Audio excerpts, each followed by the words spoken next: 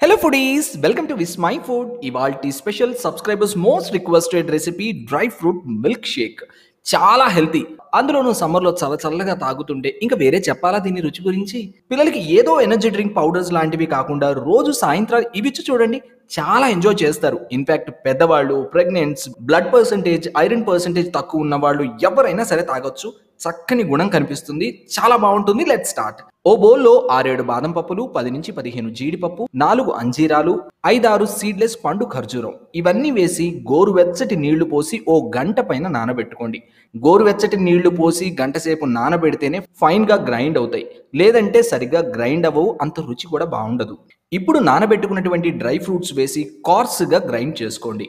మీరు వేడి నీటిలో నానబెడితేనే సరిగ్గా గ్రైండ్ అవుతుందని గుర్తుంచుకోండి. ఇప్పుడు కాచి చల్లార్చినటువంటి చల్లటి పాలు 500 ml పోసుకోండి.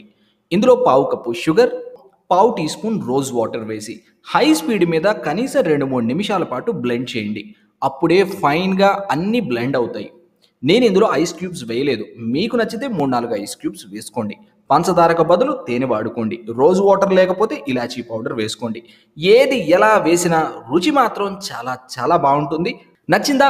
మరైతే మీరు ట్రై చేసి మీకు ఎలా కుదిరిందో ఖచ్చితంగా ఆ పిక్ని విస్మై ఫుడ్ ఇన్స్టాగ్రామ్లో పోస్ట్ చేయండి. బై ది వే సబ్స్క్రైబ్ చేయడం అస్సలు మర్చిపోకండి.